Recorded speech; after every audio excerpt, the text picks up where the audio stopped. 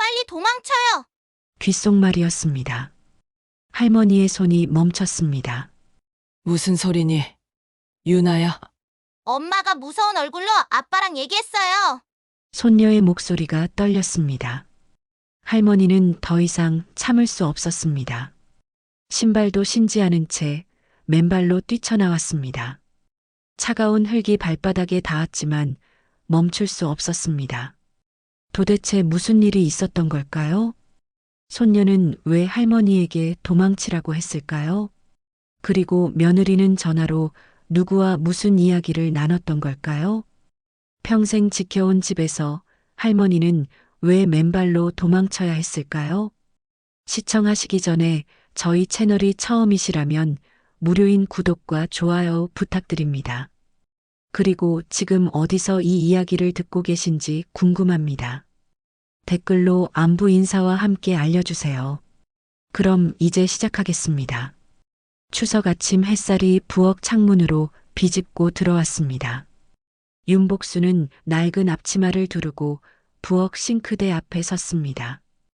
커다란 대야에 담긴 시금치와 숙주나물이 복순을 기다리고 있었습니다. 70 넘은 나이에도 명절이면 여전히 나물 무치는 손길은 익숙했습니다. 시금치나물, 숙주나물, 도라지나물. 하나하나 정성스레 무치며 복순은 새벽부터 준비한 음식들을 떠올렸습니다. 부엌에는 이미 김이 모락모락 피어오르고 있었습니다. 갈비찜 끓는 냄새, 송편 찌는 냄새, 그리고 참기름 향이 뒤섞여 명절의 정취를 만들어냈습니다. 복순은 데쳐놓은 시금치를 꺼내 물기를 꽉 짰습니다. 초록빛 물이 대야 아래로 뚝뚝 떨어졌습니다.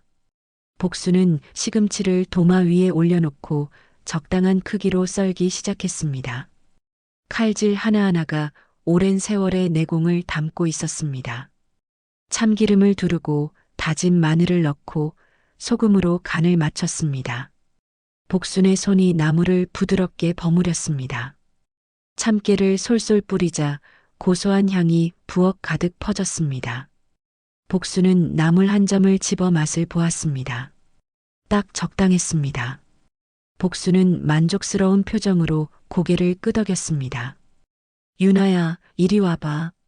복순은 거실에서 텔레비전을 보고 있던 손녀를 불렀습니다. 9살 유나가 종종 걸음으로 달려와 복순의 치마폭을 잡았습니다.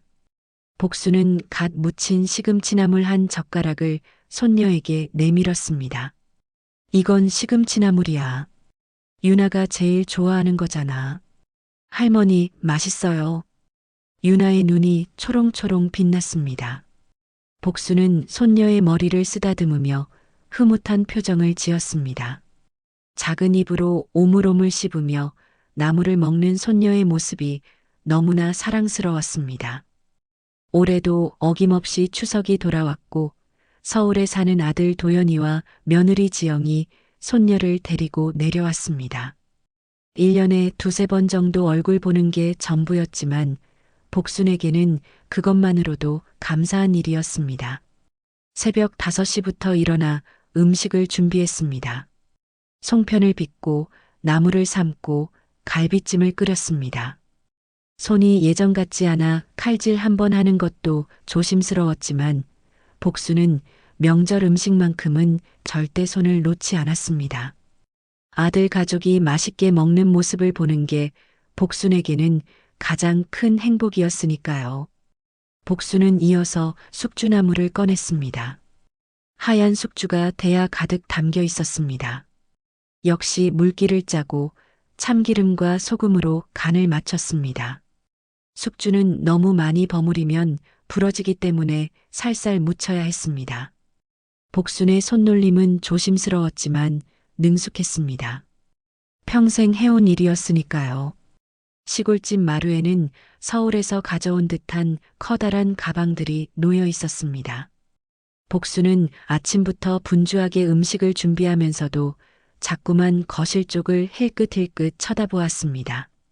아들 도연은 소파에 앉아 휴대전화를 들여다보고 있었고 며느리 지영은 집안을 천천히 둘러보며 무언가를 살피는 듯 했습니다.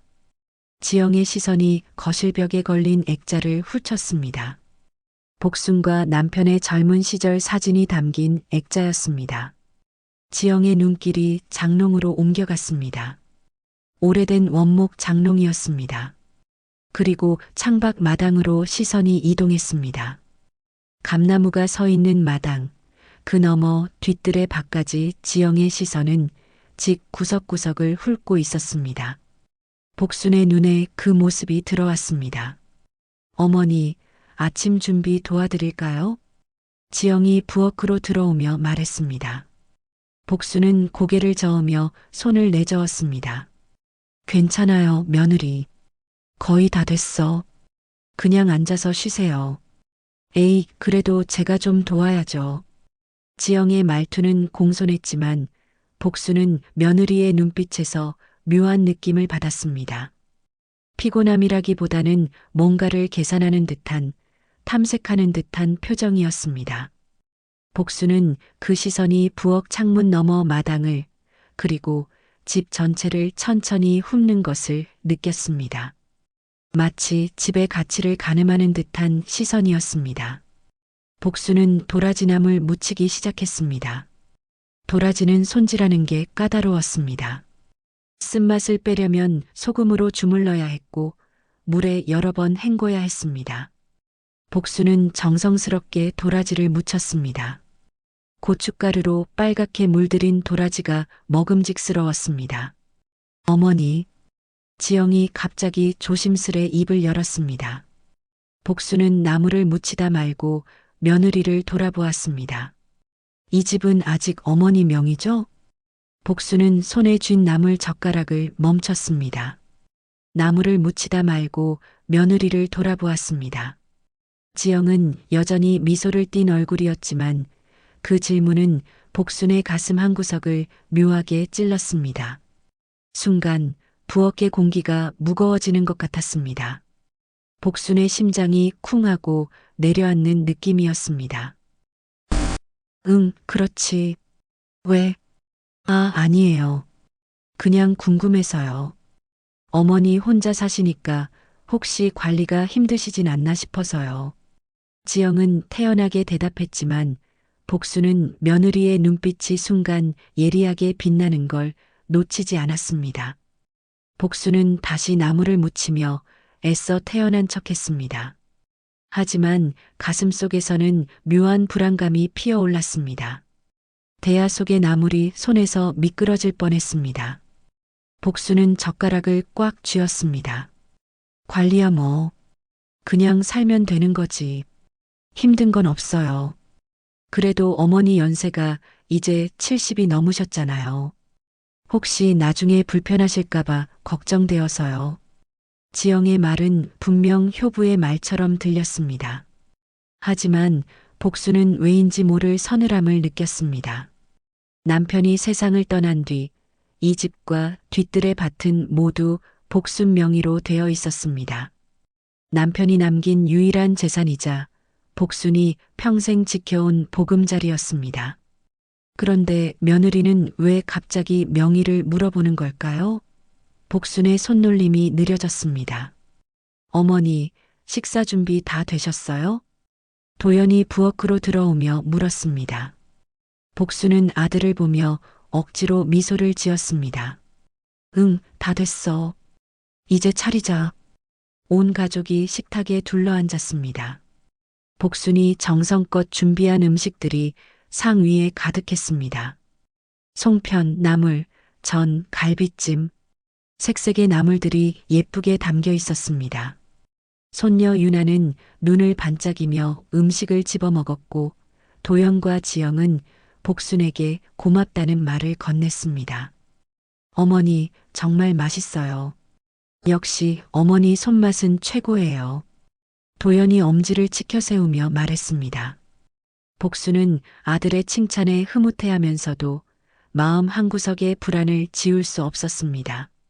며느리의 그 질문이 계속 머릿속을 맴돌았습니다.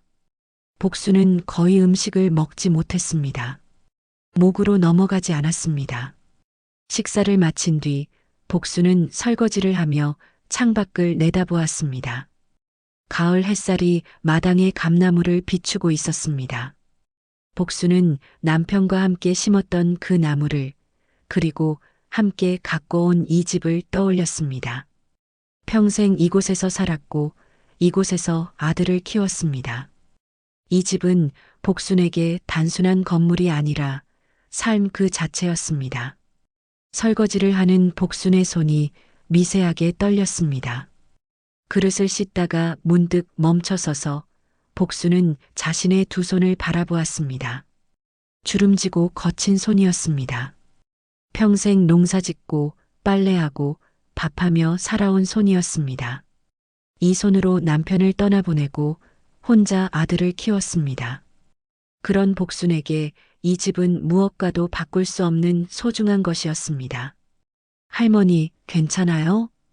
유나가 다가와 물었습니다. 복순은 손녀를 내려다보며 고개를 끄덕였습니다. 응, 괜찮아. 유나는 배부르게 먹었니? 네. 할머니 음식이 제일 맛있어요. 특히 시금치나물요. 유나의 순수한 미소에 복수는 잠시 불안을 잊을 수 있었습니다. 복수는 물기 묻은 손을 앞치마에 닦으며 손녀를 안아주었습니다. 작고 따뜻한 손녀의 체온이 복순의 마음을 조금이나마 안정시켜 주었습니다. 하지만 마음 한구석의 불안은 쉽게 가시지 않았습니다. 점심 식사가 끝났습니다. 복수는 설거지를 마치고 부엌을 정리했습니다. 거실에서는 유나가 텔레비전을 보며 웃음소리를 냈고 도연과 지영은 안방으로 들어갔습니다. 복수는 행주로 식탁을 닦으며 안방 쪽을 슬쩍 쳐다보았습니다. 문이 살짝 닫혀 있었습니다. 오후의 햇살이 거실 창문을 통해 비스듬히 들어왔습니다. 복수는 마루에 앉아 유나 옆에 자리를 잡았습니다. 손녀와 함께 텔레비전을 보며 웃고 있었지만 마음 한구석에는 아침에 들었던 며느리의 질문이 계속 맴돌았습니다. 왜 집 명의를 물어본 걸까요? 혹시 무슨 속셈이 있는 건 아닐까요? 복수는 고개를 저으며 그런 생각을 떨쳐내려 했습니다. 며느리를 의심하는 건 좋지 않다고 스스로를 타일렀습니다. 아마 그냥 관심에서 물어본 것일 거라고 복수는 애써 자신을 설득했습니다. 하지만 가슴 한구석의 불안은 쉽게 가라앉지 않았습니다. 할머니, 저 물 좀 주세요. 유나가 복순을 올려다보며 말했습니다. 복순은 자리에서 일어나 부엌으로 향했습니다. 냉장고에서 보리차를 꺼내 컵에 따르는데 안방에서 낮은 목소리들이 들려왔습니다. 복순은 손을 멈추고 귀를 기울였습니다. 처음에는 무슨 말인지 분간이 안 됐지만 점점 목소리가 또렷해졌습니다. 여보, 지금이 기회야. 지영의 목소리였습니다. 복수는 컵을 식탁에 조심스럽게 내려놓았습니다. 심장이 두근거리기 시작했습니다. 복수는 부엌에서 복도로 살금살금 발걸음을 옮겼습니다.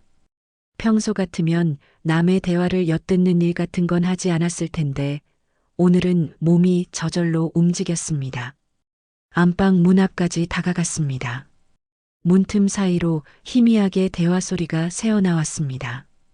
복수는 벽에 등을 기대고 숨을 죽였습니다. 발소리가 들릴까봐 조심스럽게 움직였습니다. 무슨 기회? 도연의 목소리가 들렸습니다. 복수는 아들의 목소리를 들으며 잠시 안도했습니다. 아들은 아직 모르는 게 분명했습니다. 복수는 귀를 더 가까이 갖다 댔습니다. 어머니 집 말이야. 어머니도 이제 나이 드셨고 혼자 계시기 힘드실 거야. 지금 설득만 하면 돼. 복순의 온몸이 얼어붙었습니다. 며느리가 말하는 설득이라는 단어가 복순의 귓전을 때렸습니다. 복순은 손으로 가슴을 쓸어내렸습니다.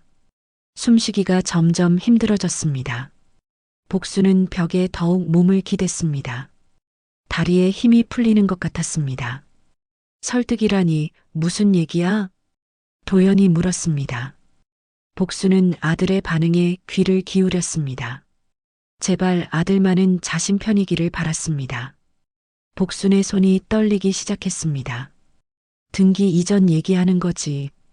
우리가 어머니를 모시는 조건으로 집을 우리 명의로 바꾸는 거야. 그럼 그 집 팔아서 우리 아파트 대출도 갚고. 복수는 순간 숨이 막히는 것 같았습니다. 다리에서 힘이 빠져나갔습니다. 벽에 기댄 채 그 자리에 서 있기조차 힘들었습니다. 손이 차갑게 식어갔습니다. 며느리가 아침에 집 명의를 물어본 이유가 바로 이것이었습니다.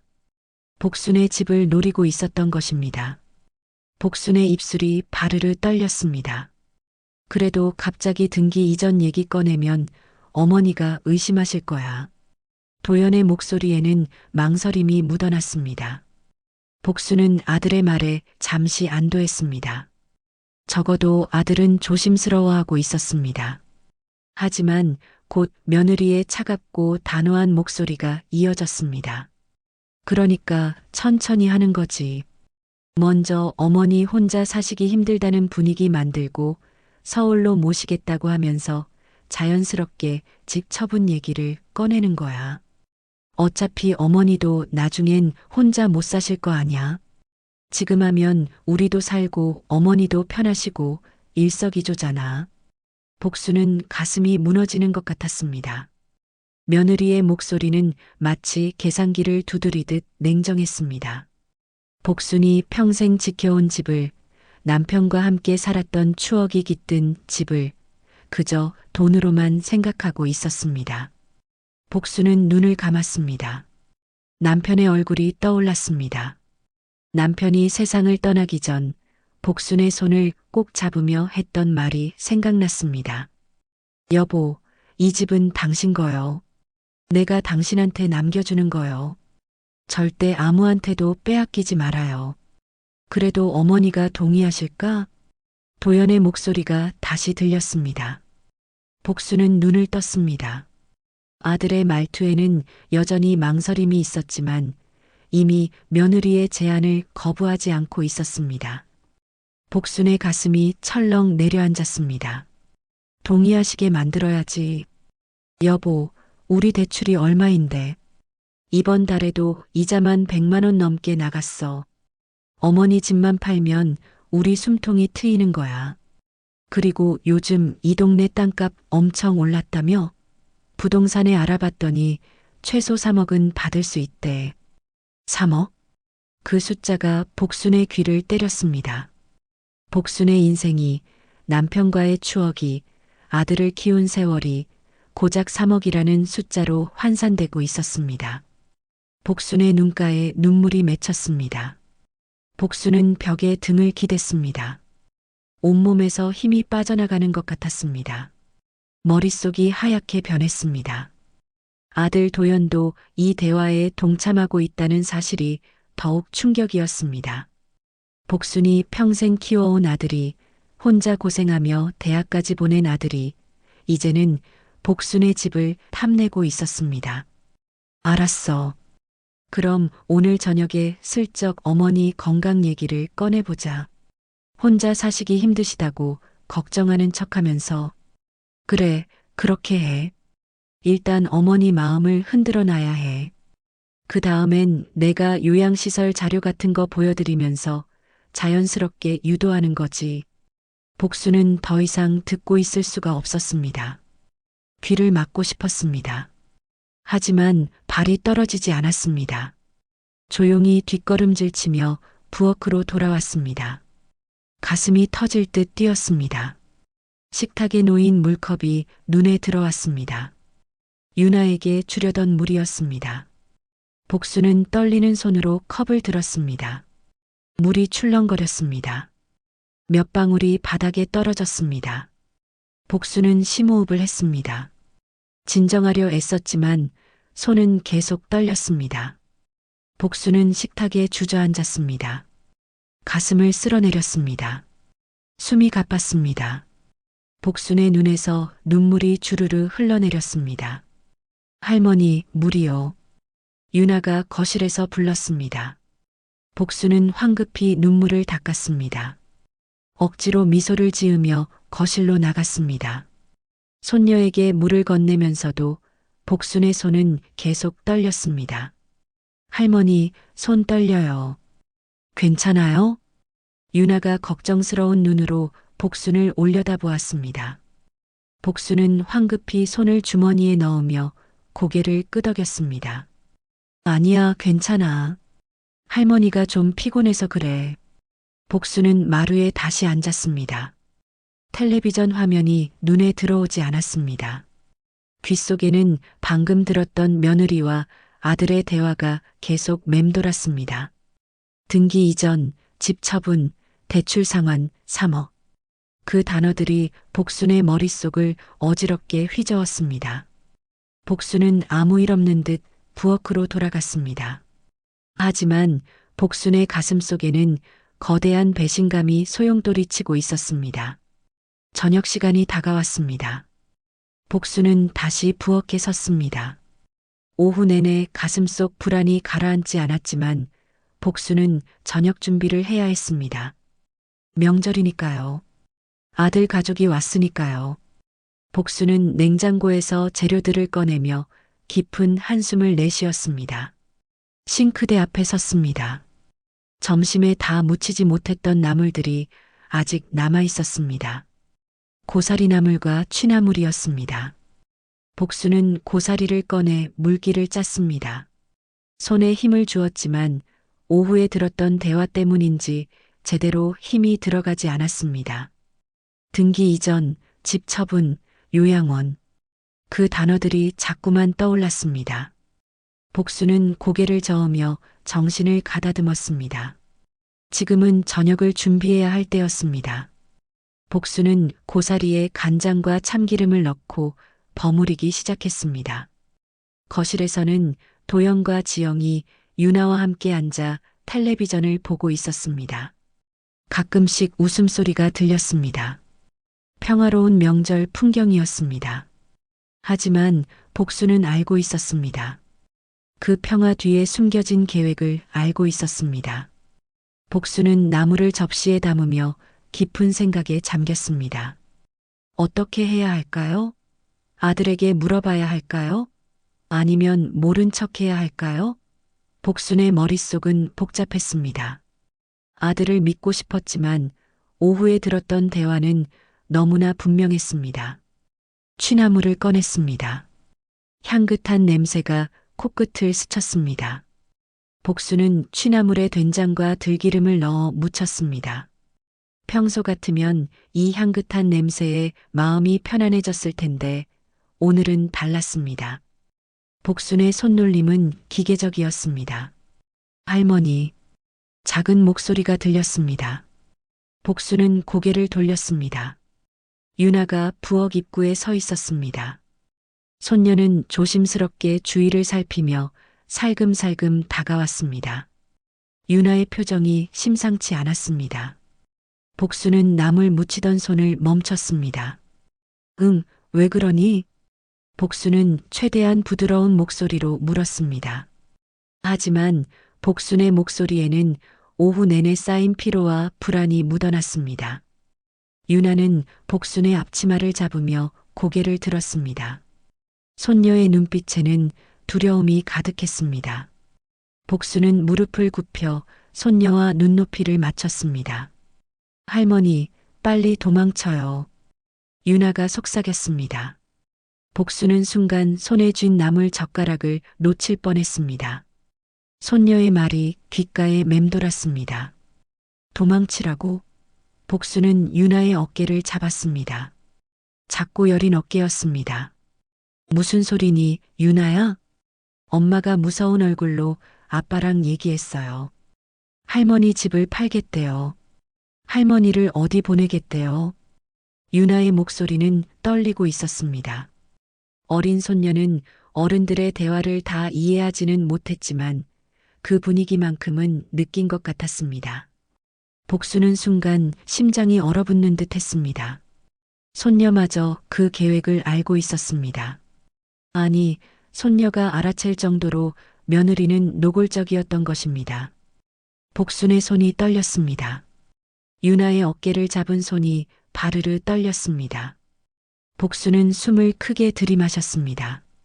가슴이 답답했습니다. 공기가 부족한 것처럼 숨쉬기가 힘들었습니다.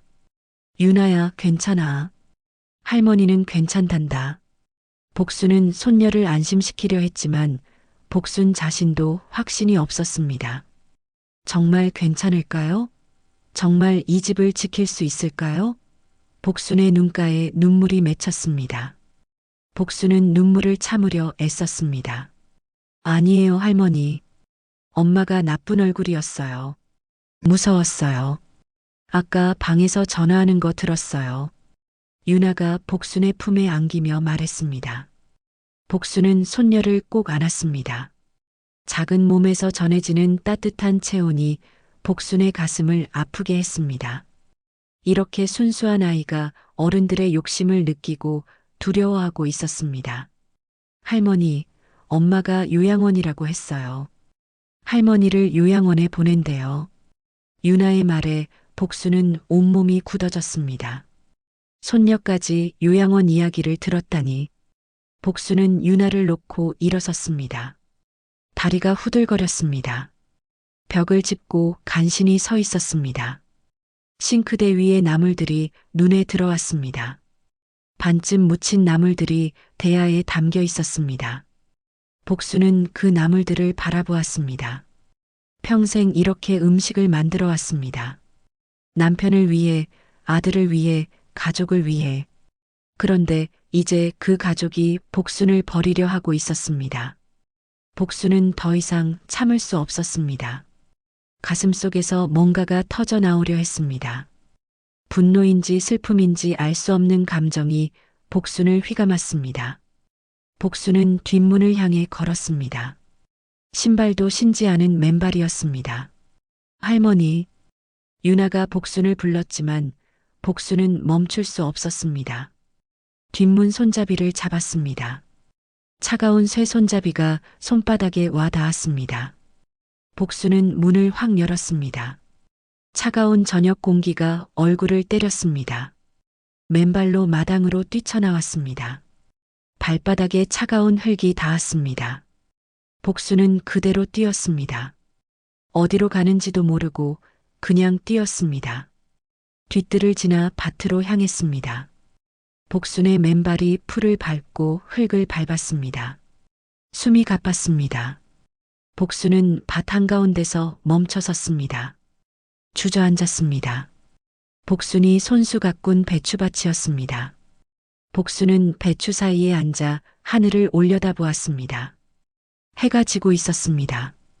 붉은 노을이 하늘을 물들이고 있었습니다. 복순의 눈에서 눈물이 주르르 흘러내렸습니다. 소리내어 울었습니다. 참았던 울음이 터져 나왔습니다. 복순은 두 손으로 얼굴을 감싸고 울었습니다. 온몸이 떨렸습니다. 평생을 살아온 집이었습니다. 남편과 함께 꾸린 보금자리였습니다. 아들을 낳고 키운 곳이었습니다. 그런데 이제 그 아들이 복순을 내쫓으려 하고 있었습니다. 아니, 내쫓는 것도 아니었습니다.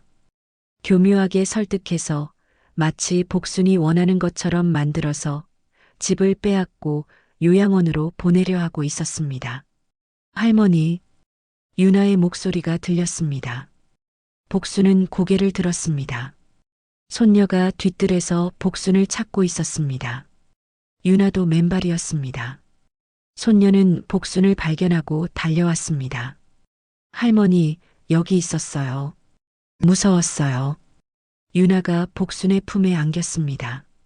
복순은 손녀를 꼭 안았습니다. 작은 몸이 떨리고 있었습니다. 복순은 눈물을 닦았습니다. 손녀 앞에서 더 이상 울 수 없었습니다. 미안해, 유나야. 할머니가 놀라게 했구나. 할머니, 발 차가워요. 집으로 들어가요. 유나가 복순의 손을 잡았습니다. 복순은 손녀의 손을 느끼며 천천히 일어섰습니다. 맨발이 차가웠습니다. 발바닥에 흙이 묻어 있었습니다. 복순은 유나의 손을 꼭 잡고 집으로 향했습니다. 하지만 복순의 마음은 이미 결정되어 있었습니다. 이대로 당할 수는 없었습니다. 복순과 유나는 뒤뜰에서 집으로 돌아왔습니다. 맨발이 차가웠습니다. 복순은 뒷문을 열고 조용히 안으로 들어왔습니다. 부엌에는 아직 다 묻히지 못한 나물들이 그대로 놓여 있었습니다. 복순은 유나의 발을 먼저 닦아주었습니다. 수건으로 작은 발을 감싸며 흙을 닦아냈습니다. 유나야, 먼저 방으로 가 있거라. 할머니가 곧 갈게. 네, 할머니. 유나는 걱정스러운 눈빛으로 복순을 바라보다가 거실로 향했습니다. 복순은 자신의 발도 닦았습니다. 차가운 물에 발을 씻으니 정신이 조금 들었습니다. 복순은 수건으로 발을 닦으며 깊은 한숨을 내쉬었습니다. 저녁을 준비해야 했습니다. 복순은 다시 싱크대 앞에 섰습니다. 나무를 마저 묻혀야 했습니다. 손에 힘을 주고 나무를 버무렸습니다. 하지만 손놀림은 평소와 달랐습니다. 기계적이고 무뚝뚝했습니다. 복순의 머릿속은 온통 오후의 대화로 가득했습니다. 저녁 식사 시간이 되었습니다. 가족들이 다시 식탁에 둘러앉았습니다. 복순이 준비한 음식들이 상 위에 차려졌습니다. 도영과 지영은 맛있게 먹으며 복순에게 감사 인사를 했습니다. 하지만 복순은 음식을 거의 먹지 못했습니다. 목으로 넘어가지 않았습니다. 어머니, 괜찮으세요? 안 드세요? 도연이 걱정스러운 얼굴로 물었습니다. 복순은 고개를 끄덕이며 억지 미소를 지었습니다. 응, 괜찮아. 낮에 간식을 좀 먹어서 그런가 봐. 그래도 조금은 드세요. 어머니가 해놓으신 건데. 지영도 다정하게 말했습니다. 하지만 복순은 며느리의 그 다정함이 이제는 가식으로만 느껴졌습니다. 복순은 억지로 숟가락을 들어 밥을 한 입 떠먹었습니다. 밥알이 모래처럼 느껴졌습니다. 저녁을 마친 뒤 도연은 마당으로 나가 담배를 피웠습니다. 지영은 설거지를 하겠다며 부엌으로 갔습니다. 복순은 유나와 함께 거실에 앉아 있었습니다. 하지만 마음이 불안했습니다. 며느리가 또 무슨 계획을 꾸미는 건 아닐까요? 복순은 슬그머니 자리에서 일어났습니다. 뒤뜰로 나가는 작은 문으로 향했습니다. 부엌 옆에 있는 뒤뜰은 복순이 채소를 기르는 작은 텃밭이 있었습니다. 복순은 뒤뜰 문을 조용히 열고 밖으로 나갔습니다. 이번에는 신발을 신었습니다. 저녁에 찬 공기가 얼굴을 스쳤습니다. 복순은 뒤뜰 한쪽에 서서 깊은 숨을 들이마셨습니다. 달빛이 밭을 비추고 있었습니다. 복순이 손수 심은 배추와 무가 달빛 아래 은은하게 빛났습니다. 아까 맨발로 뛰쳐나왔던 곳이었습니다. 그때였습니다. 부엌 창문에서 불빛이 새어나왔습니다. 복순은 창문 쪽을 돌아보았습니다. 지영이 부엌에서 휴대전화를 들고 통화를 하고 있었습니다. 복순은 본능적으로 창가 옆 그늘로 몸을 숨겼습니다. 창가 벽 뒤에 몸을 기댔습니다. 지영의 목소리가 창문 틈으로 새어나왔습니다. 복순은 숨을 죽이고 귀를 기울였습니다. 심장이 다시 두근거리기 시작했습니다. 네, 맞아요. 이번 주 안에 서류 넘겨요. 지영의 목소리는 낮았지만 또렷했습니다. 복순은 창가 벽에 등을 기대고 조심스럽게 지영의 통화를 엿들었습니다. 손을 벽에 짚고 몸을 지탱했습니다. 등기만 바꾸면 요양원 입소는 제가 알아서 처리할게요. 요양원. 그 단어가 복순의 귀를 때렸습니다. 복순은 순간 귀를 의심했습니다. 요양원이라고? 복순을 요양원에 보낼 계획이었단 말입니까? 복순은 온몸이 얼어붙는 것 같았습니다. 손으로 입을 막았습니다. 비명이 나올 것 같았습니다. 네, 어차피 혼자 사시기 힘드실 거예요. 우리가 설득하면 동의하실 거예요. 지영의 목소리는 너무나 태연했습니다. 마치 당연한 일을 처리하는 것처럼 말하고 있었습니다. 복수는 벽에 손을 짚었습니다. 다리에 힘이 풀렸습니다. 벽을 짚지 않았다면 주저앉았을 것입니다. 시설은 괜찮은 대로 알아봤어요. 한 달에 150만 원 정도 하는데 어머니 연금으로 충분히 감당 가능해요. 복수는 손으로 입을 막았습니다. 비명이 터져 나올 것 같았습니다. 며느리는 이미 요양원까지 알아본 상태였습니다. 복순의 연금으로 비용을 감당하게 하고 집은 팔아서 아들 부부의 대출을 갚으려는 계획이었습니다. 복순의 눈에서 눈물이 주르르 흘러내렸습니다. 걱정 마세요. 남편도 설득했어요. 처음엔 망설였지만 우리 형편 얘기하니까 동의했어요. 복순의 가슴이 무너져 내렸습니다. 도연도 이미 동의했다니. 복순은 눈물이 차올랐습니다. 아들마저 복순을 버린 것입니다. 그토록 사랑으로 키웠건만 이제 그 아들이 복순을 요양원으로 보내려 하고 있었습니다. 복순은 벽에 등을 기대고 천천히 주저앉았습니다. 네, 이번 추석에 분위기 잡아서 다음 주쯤 본격적으로 얘기할게요. 어머니한테는 서울로 모시겠다고 할 거예요. 당연히 요양원이라고는 안 하죠. 지영이 낮게 웃는 소리가 들렸습니다. 복수는 그 웃음소리에 온몸이 떨렸습니다. 분노인지 슬픔인지 알 수 없는 감정이 치솟았습니다. 복수는 두 손으로 흙바닥을 짚었습니다. 흙이 손톱 사이로 파고들었습니다. 네, 걱정 마세요. 제가 다 알아서 할게요. 그럼 나중에 다시 연락드릴게요. 통화가 끊어지는 소리가 들렸습니다.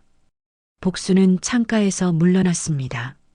비틀거리는 발걸음으로 뒤뜰 깊숙이 들어갔습니다. 배추밭 앞에서 복수는 다시 주저앉았습니다. 온몸에서 힘이 빠져나갔습니다. 복수는 두 손으로 얼굴을 감쌌습니다. 눈물이 손가락 사이로 흘러내렸습니다. 그토록 며느리를 믿었건만 자신을 내칠 생각이었다니. 아니, 내치는 것도 아니었습니다. 교묘하게 속여서 요양원으로 보내려는 것이었습니다. 유나의 말이 떠올랐습니다. 엄마가 무서워요. 손녀의 목소리가 귓가에 맴돌았습니다. 순수한 손녀마저 느낄 정도로 며느리의 계획은 노골적이었습니다.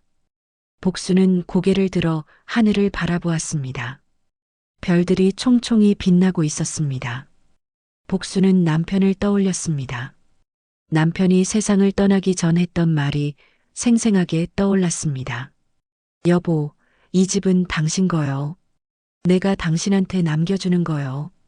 절대 아무한테도 빼앗기지 말아요. 남편의 목소리가 귓가에 들리는 것 같았습니다. 복수는 눈물을 닦았습니다.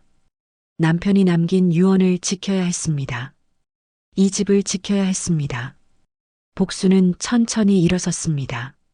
다리는 여전히 떨렸지만 복수는 다시 걸을 수 있었습니다.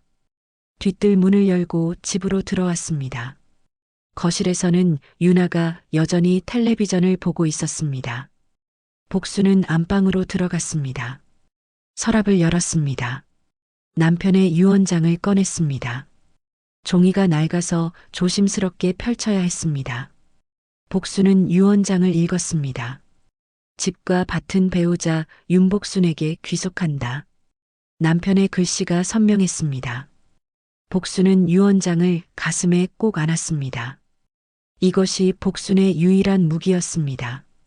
복수는 결심을 굳혔습니다. 밤이 깊어갔습니다. 도영과 지영은 안방으로 들어갔고 유나는 작은 방에서 잠자리에 들었습니다. 복수는 거실 불을 끄고 자신의 방으로 향했습니다. 하지만 잠이 오지 않았습니다. 이불을 뒤집어 쓰고 누웠지만 눈이 말똥말똥했습니다. 창밖으로 달빛이 희미하게 들어왔습니다. 복수는 천장을 바라보며 오늘 하루를 되새김질했습니다. 아침의 불안, 오후의 충격, 저녁의 절망. 모든 것이 한꺼번에 밀려왔습니다. 복수는 이불을 걷어차고 일어났습니다.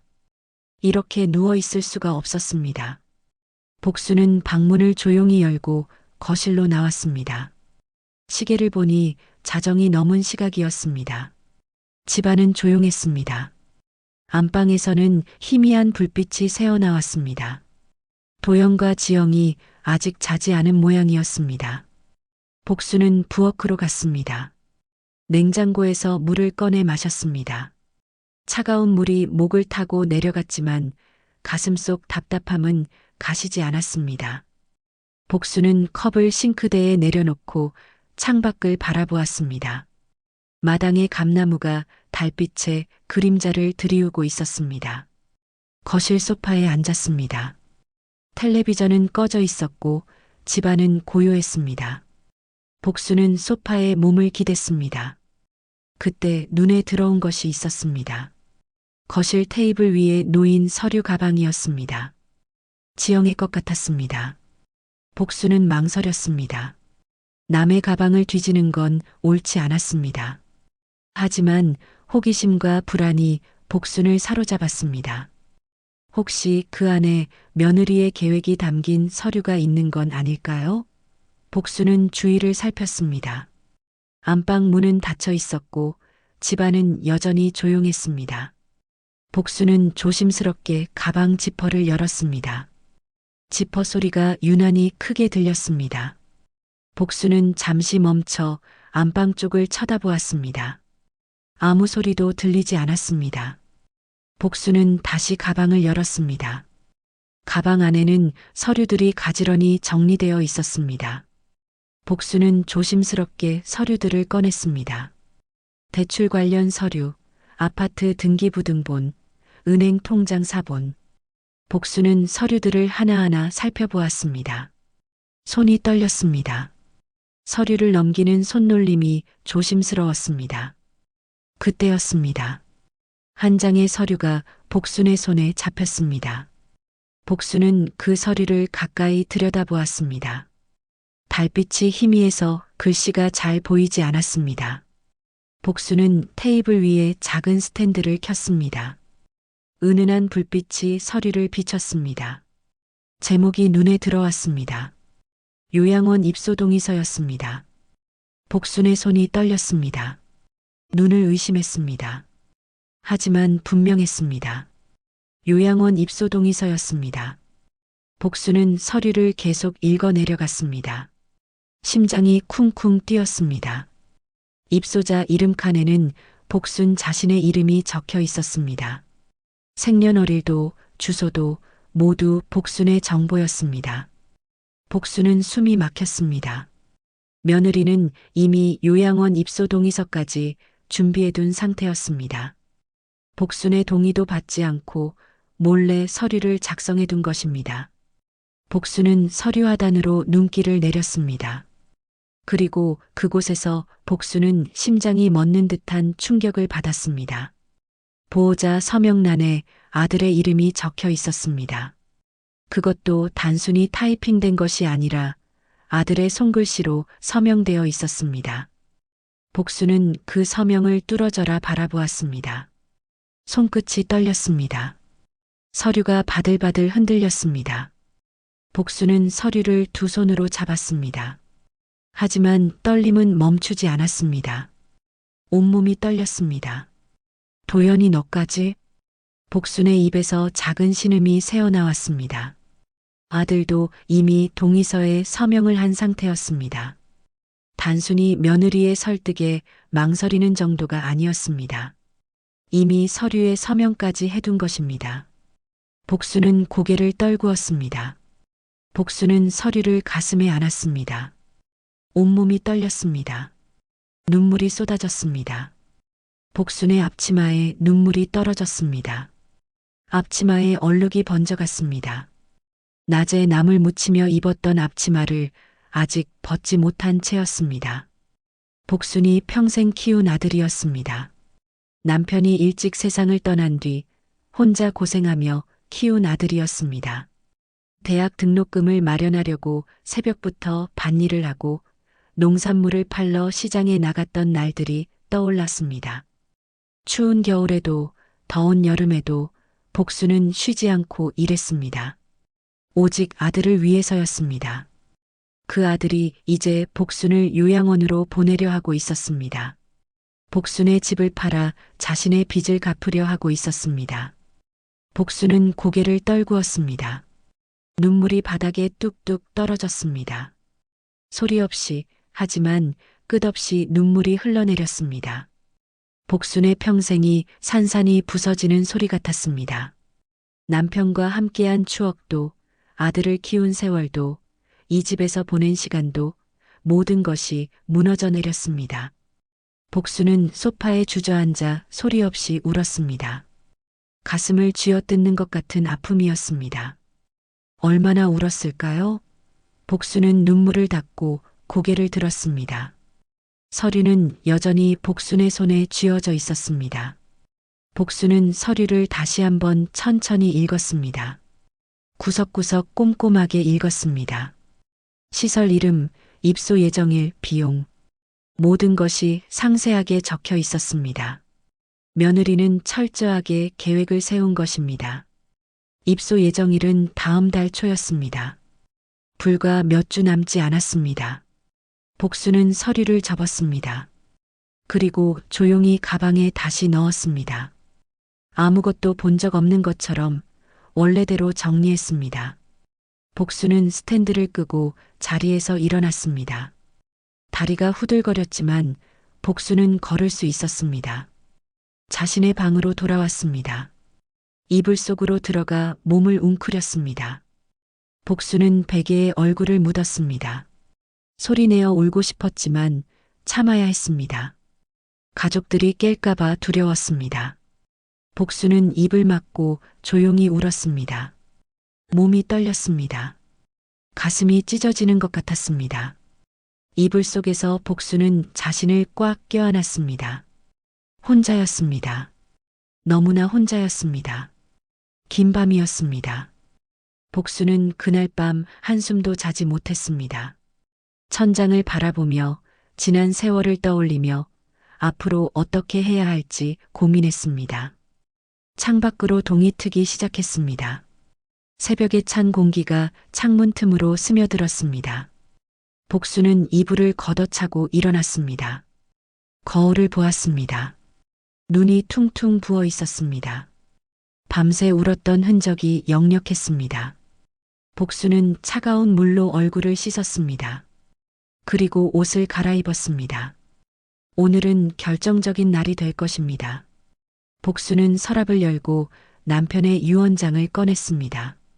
조심스럽게 품속에 넣었습니다. 복수는 결심을 굳혔습니다. 유나와 함께 이장님을 찾아가야 했습니다. 도움을 요청해야 했습니다. 이대로 당할 수는 없었습니다.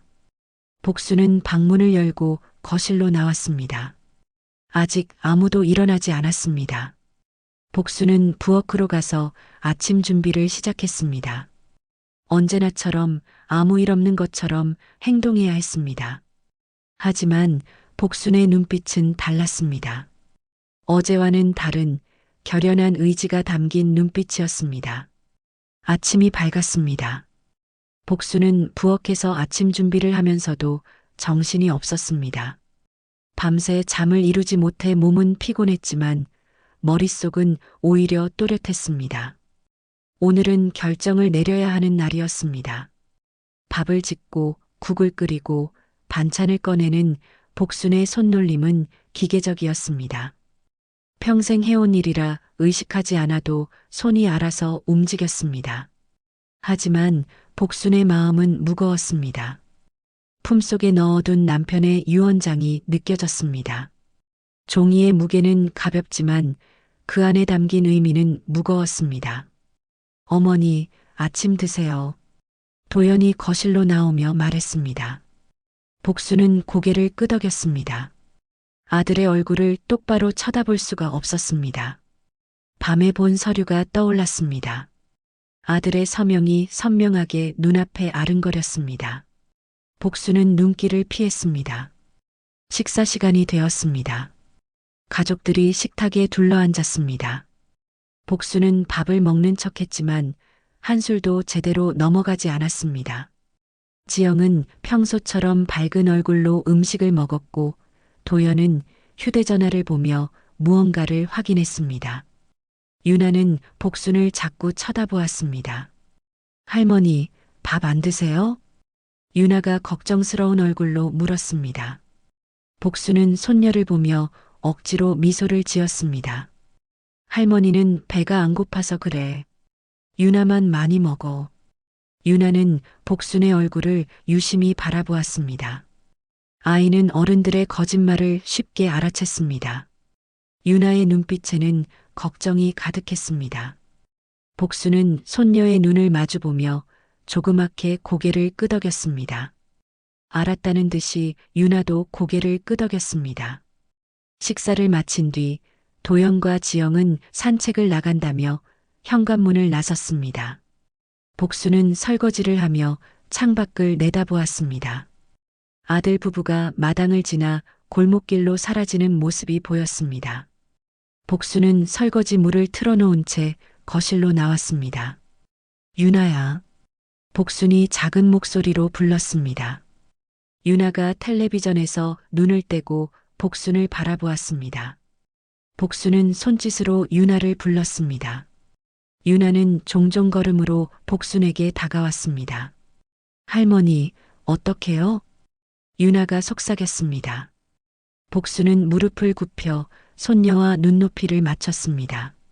복순의 손이 유나의 작은 손을 감쌌습니다. 유나야, 할머니랑 이장님한테 가자. 아빠 몰래.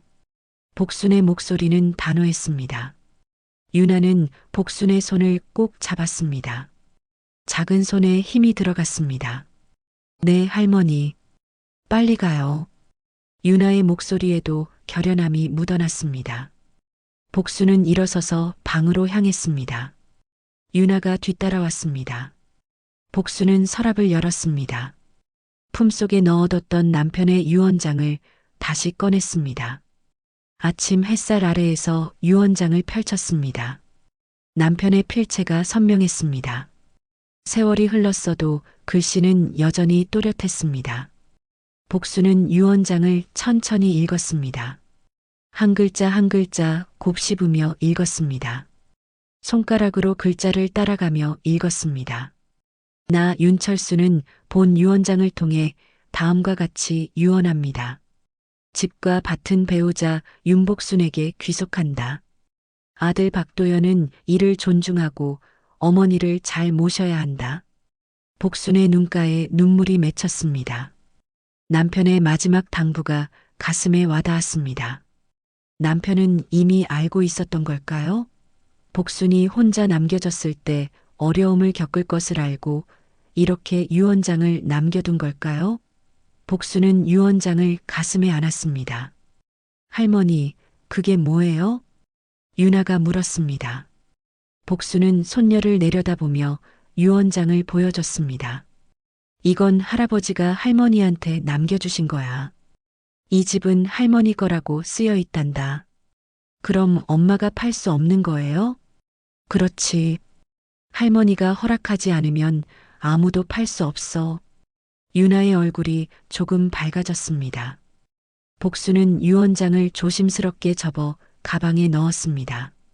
그리고 카디건을 걸쳤습니다. 유나도 얇은 외투를 입었습니다. 자, 유나야. 이장님 댁으로 가자.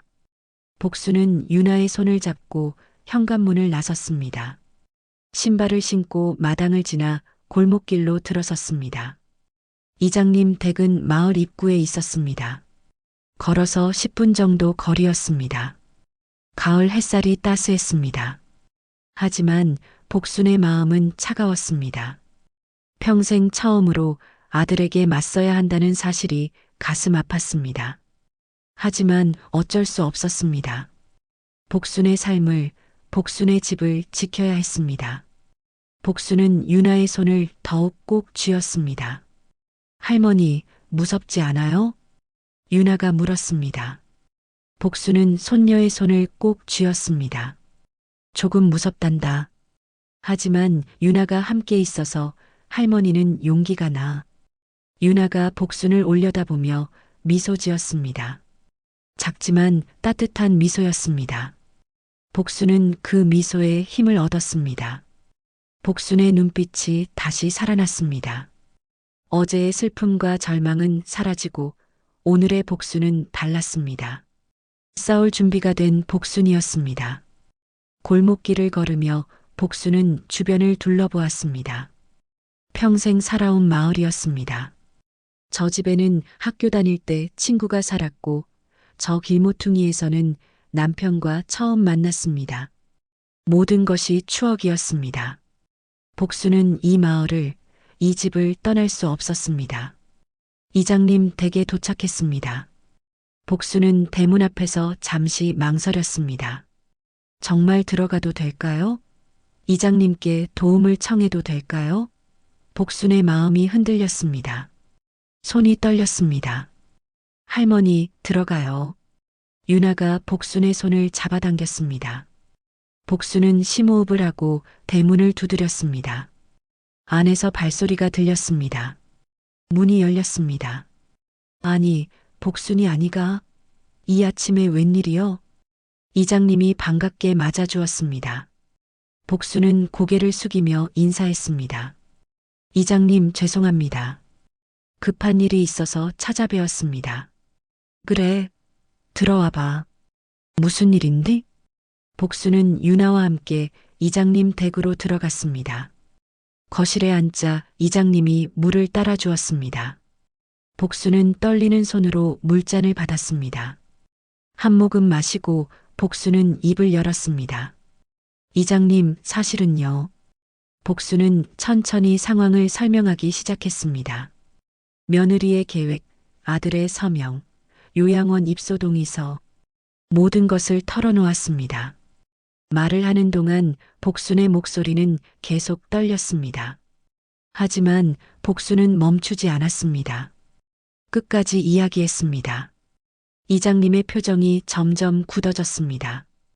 복순의 이야기를 들으며 고개를 끄덕이던 이장님은 마지막에 깊은 한숨을 내쉬었습니다. 주먹으로 무릎을 쳤습니다. 그래서 유언장을 가지고 온 거지? 네, 이장님. 이게 남편이 남긴 유언장입니다. 복수는 가방에서 유언장을 꺼내 이장님께 건넸습니다. 이장님은 안경을 쓰고 유언장을 꼼꼼히 읽었습니다. 한참을 읽던 이장님이 고개를 들었습니다. 복수나, 이건 법적으로 효력이 있는 문서요. 집과 밭은 내 거가 맞아. 아무도 내 허락 없이 못 팔아. 복순의 눈빛이 환해졌습니다. 이장님의 말에 희망이 보였습니다. 복수는 주먹을 꼭 쥐었습니다. 이장님과의 대화를 마친 복수는 유나와 함께 집으로 돌아왔습니다. 이장님은 복순에게 용기를 북돋아 주었습니다. 복순아, 내 권리를 지켜야 해. 내가 옆에서 도와줄 테니 걱정 마. 필요하면 변호사도 소개시켜 줄 수 있어. 이장님의 말이 복순의 가슴에 힘을 실어 주었습니다. 복순은 이장님께 거듭 감사 인사를 하고 집으로 향했습니다. 집에 도착하니 도영과 지영이 이미 돌아와 있었습니다. 복순은 평소처럼 부엌으로 향했습니다. 점심 준비를 해야 했습니다. 하지만 오늘의 복수는 어제와 달랐습니다. 손에 쥔 칼이 더 이상 떨리지 않았습니다. 복수는 담담하게 재료를 썰고 음식을 준비했습니다. 지영이 부엌으로 들어왔습니다. 어머니, 어디 다녀오셨어요? 복수는 대답하지 않았습니다. 그냥 묵묵히 음식을 만들었습니다. 지영은 이상한 기운을 느꼈는지 더 이상 묻지 않고 거실로 나갔습니다. 점심 식사 시간이 되었습니다. 복수는 상을 차리며 깊은 숨을 들이마셨습니다. 이제 말해야 할 때였습니다. 더 이상 미룰 수 없었습니다. 복수는 떨리는 손으로 국그릇을 식탁에 올려놓았습니다. 밥그릇도 반찬 접시도 하나하나 정성스럽게 차렸습니다. 어쩌면 이것이 아들 가족을 위해 차리는 마지막 밥상일지도 몰랐습니다. 온 가족이 식탁에 둘러앉았습니다. 복순, 도현, 지영, 그리고 유나까지.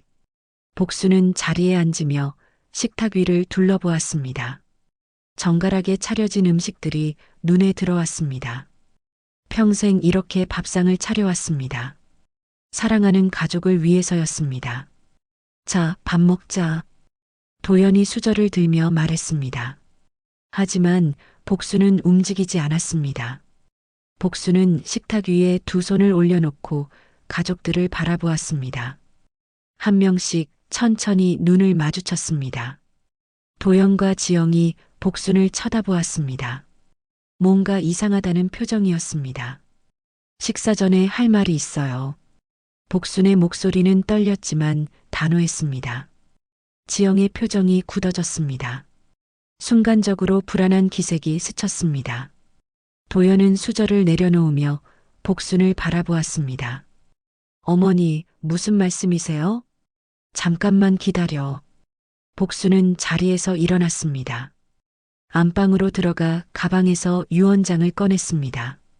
떨리는 손으로 유언장을 꼭 쥐었습니다. 이것이 복순의 무기였습니다.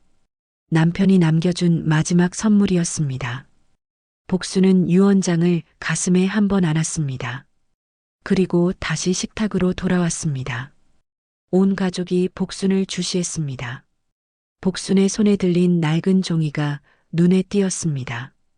지영의 얼굴에 긴장감이 감돌았습니다. 복순은 천천히 자리에 앉았습니다. 그리고 식탁 위에 유언장을 내려놓았습니다. 낡은 종이가 식탁 위에 펼쳐졌습니다. 남편의 글씨가 선명하게 보였습니다. 지영의 얼굴이 순간 하얗게 변했습니다. 도연은 유언장을 내려다보며 입을 다물었습니다. 식탁 위의 국에서 김이 피어올랐지만 아무도 손대지 않았습니다. 지영아, 복순이 며느리를 불렀습니다. 지영이 천천히 고개를 들어 복순을 바라보았습니다. 복순의 눈빛은 더 이상 어제의 그 나약한 눈빛이 아니었습니다. 단호하고 강했습니다. 지영은 복순의 눈빛을 마주하지 못하고 시선을 피했습니다. 내가 이 집을 노린다고 했지? 이 집을 팔아서 너희 대출 갚으려고 했지? 복순의 말에 지영이 움찔했습니다. 손에 쥔 수저가 살짝 떨렸습니다. 도연이 복순을 바라보며 입을 열었습니다. 어머니, 그게 무슨... 조용히 해, 도연아. 내 말 끝까지 들어. 복순의 목소리에 힘이 실렸습니다. 평생 한 번도 아들에게 이렇게 강하게 말한 적이 없었습니다. 도연은 놀란 표정으로 입을 다물었습니다. 복순은 유언장을 가리키며 말을 이었습니다. 이건 내 아버지가 남긴 내 몫이야. 이 집과 밭은 모두 내 거야. 내 아버지가 나한테 남겨준 거란 말이야. 법적으로 명확하게 적혀 있어. 지영의 얼굴이 창백해졌습니다. 입술이 파르르 떨렸습니다. 복수는 며느리를 똑바로 바라보았습니다. 더 이상 피하지 않았습니다. 어젯밤에 내 가방을 봤어. 요양원 입소 동의서도 받고 내 이름으로 된 서류였어. 내 동의도 없이 만들어 놓은 거더라고.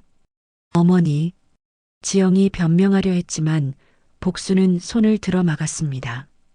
변명하지 마. 내가 전화하는 것도 다 들었어. 뒷뜰에서 창문 너머로 다 들었단 말이야. 등기 이전하고 요양원 보내고 집 팔아서 3억 받는다고 했지? 내가 모를 줄 알았어? 복순의 목소리가 떨렸습니다. 하지만 멈추지 않았습니다. 쌓였던 감정들이 터져 나왔습니다. 가슴속에 담아두었던 배신감과 슬픔이 말이 되어 쏟아져 나왔습니다. 내가 평생 이 집을 지켰어. 내 아버지랑 함께 지은 집이야. 도연이를 여기서 낳아 키웠고 혼자 고생하며 살았어. 새벽부터 밭일하고 시장에 나가 농산물 팔고 그렇게 번 돈으로 도연이 대학 보냈어. 그런데 이제 와서 나를 쫓아내려고? 복순의 목소리가 높아졌습니다. 눈가에 눈물이 맺혔습니다. 어머니, 쫓아내는 게 아니라. 그럼 뭐야? 요양원이 뭐야? 내 동의도 없이 서류를 만들어 놨더구나. 한 달에 150만 원짜리 시설이라며? 내 연금으로 감당 가능하다며? 복순이 지영이 전화로 했던 말들을 그대로 반복했습니다. 지영의 얼굴이 점점 더 하얗게 변했습니다. 자신의 계획이 들통났다는 것을 깨달았습니다. 심지어 도연이 서명까지 받아놨더라고. 복순이 아들을 돌아보았습니다. 도연은 고개를 들지 못했습니다. 복순의 눈에서 눈물이 주르르 흘러내렸습니다. 도연아, 너까지 그랬니? 내가 요양원 동의서에 서명을 했어? 내 아들이, 내가 평생 사랑으로 키운 내 아들이 나를 요양원에 보내는 서류에 서명을 했단 말이야? 도연은 여전히 고개를 들지 못했습니다. 침묵이 대답이었습니다. 복순의 가슴이 찢어지는 것 같았습니다. 하지만 복순은 울음을 참았습니다. 지금은 울 때가 아니었습니다. 복순은 눈물을 손등으로 닦았습니다. 그때였습니다. 유나가 자리에서 일어났습니다. 작은 몸이었지만 당당하게 서 있었습니다. 유나의 목소리가 식탁에 울려 퍼졌습니다. 엄마, 왜 할머니를 요양원 보내려고 했어요? 유나의 목소리였습니다. 순수하지만 단호한 목소리였습니다. 지영이 깜짝 놀라 딸을 바라보았습니다. 설마 유나까지 알고 있었다니. 유나야, 그게 아니라. 나 다 들었어요. 엄마가 전화하는 거. 할머니 집 팔아서 우리 빚 갚는다고 했잖아요. 할머니 연금으로 요양원 비용 낸다고 했잖아요. 유나의 눈에 눈물이 고였습니다. 하지만 유나는 울지 않았습니다. 복순을 닮은 것처럼 꿋꿋하게 서 있었습니다. 작은 주먹을 꽉 쥐고 있었습니다. 할머니는 나쁜 사람 아니에요. 할머니는 우리한테 맛있는 거 해주시고 나 안아주시고 착하신 분이에요. 할머니가 나한테 빨리 도망쳐라고 했을 때 무서웠어요.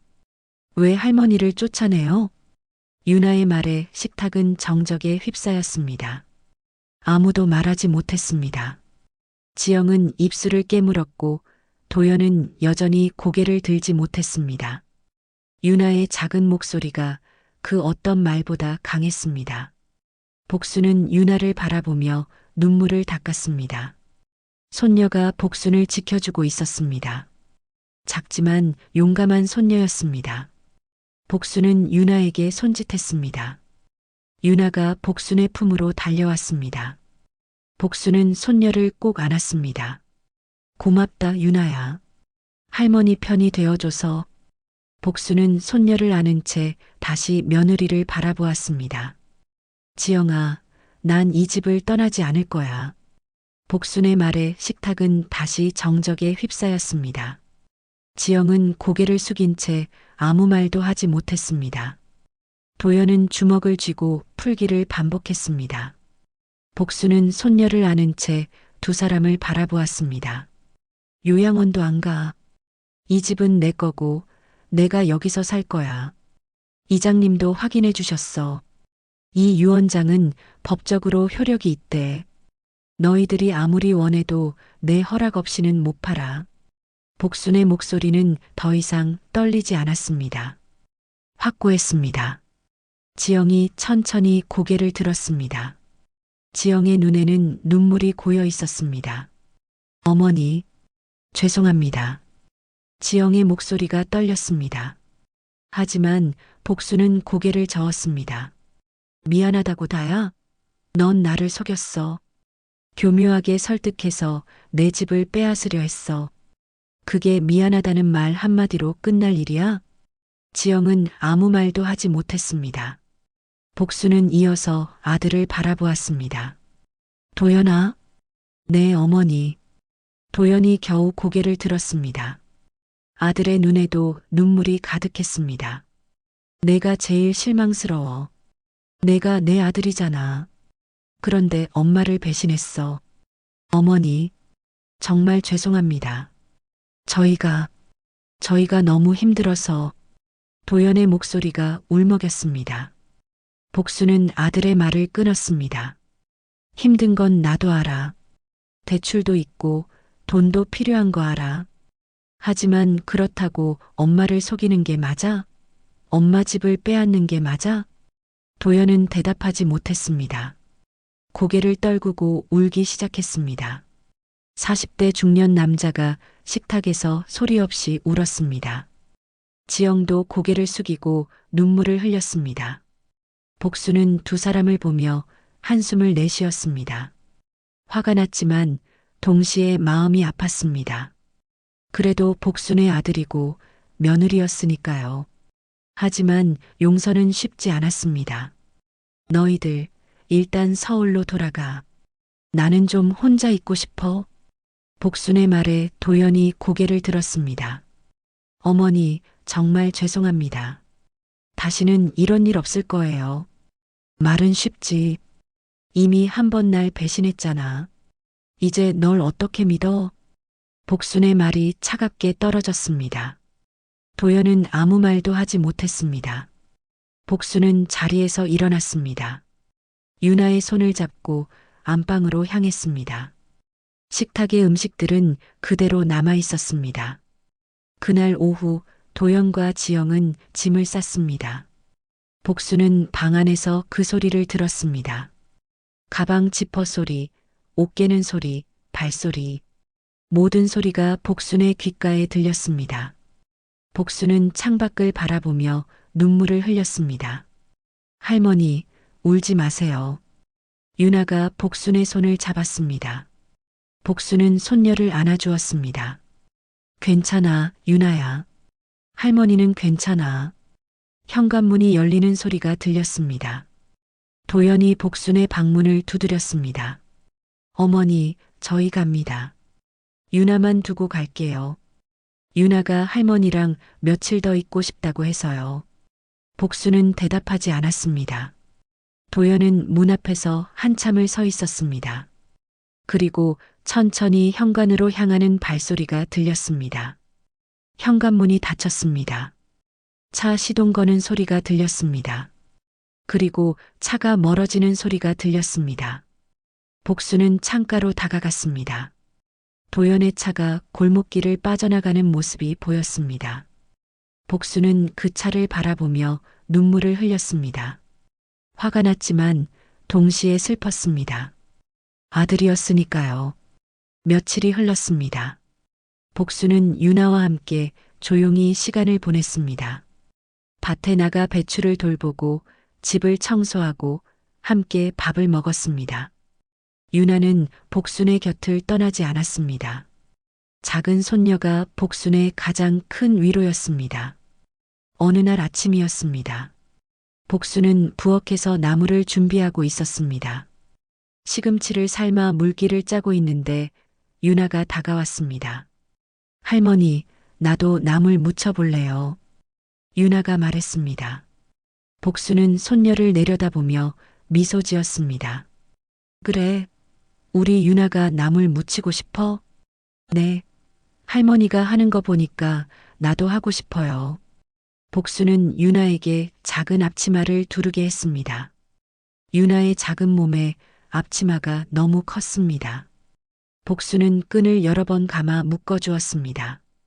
유나가 앞치마를 내려다보며 웃었습니다. 자, 이렇게 하는 거야. 복순은 유나에게 나물 무치는 법을 가르쳐 주었습니다. 참기름을 두르고 마늘을 넣고 소금으로 간을 맞추는 법을 천천히 알려주었습니다. 유나는 진지한 표정으로 복순의 말을 들었습니다. 할머니, 이렇게 하는 거예요? 유나가 서툰 손으로 나물을 버무렸습니다. 복순은 손녀의 손을 잡고 함께 나물을 무쳤습니다. 유나의 작은 손이 복순의 손 위에 있었습니다. 따뜻했습니다. 그래, 잘하네.